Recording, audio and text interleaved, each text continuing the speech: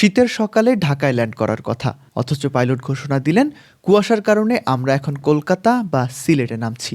গত কয়েকদিনেই ডজন খানেক ফ্লাইট এমন পরিস্থিতির শিকার হয়েছে। ঘন কুয়াশা, খারাপ আবহাওয়া কিংবা যান্ত্রিক ত্রুটিতে ফ্লাইট ডাইভার্ট হওয়া এখন নিত্যদিনের ঘটনা। এমন পরিস্থিতিতে পড়লে একজন যাত্রী হিসেবে আপনার কী করণীয়? প্রথম প্রস্তুতিটা নিতে হবে টিকিট কাটার সময়। যদি কোনো জরুরি ইভেন্ট, বিয়ে বা মিটিং থাকে, তবে ফ্লাইট অন্তত একদিন আগে বুক করুন। হাতে সময় না থাকলে ডাইভারশনের কারণে আপনার গুরুত্বপূর্ণ কাজ মিস হতে পারে। আর শীতকালে কানেক্টিং ফ্লাইট না নিয়ে যতটা সম্ভব সরাসরি বা ডিরেক্ট ফ্লাইট বেছে নিন, কারণ ডাইভার্ট হলে কানেক্টিং ফ্লাইট মিস হওয়ার ঝুঁকি সবচেয়ে বেশি থাকে।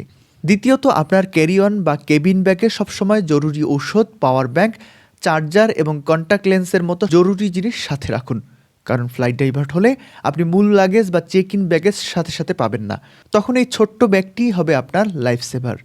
সাধারণত কুয়াশার কারণে ডাইভার্ট হলে কয়েক ঘন্টা বিলম্ব হয়, যার কারণে যাত্রীদের ফ্লাইট থেকে নামায় না।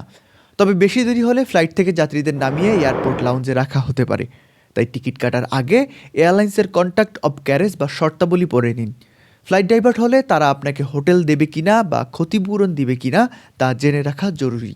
সবশেষে, প্যানিক করবে না। ফ্লাইট ডাইভার্ট হলে কেবিন ক্রু বা গ্রাউন্ড স্টাফরাও চাপে থাকেন। তাই মাথা ঠান্ডা রেখে ডিপার্চার গেটের কাছাকাছি থাকুন, যাতে কোনো ঘোষণা মিস না হয়।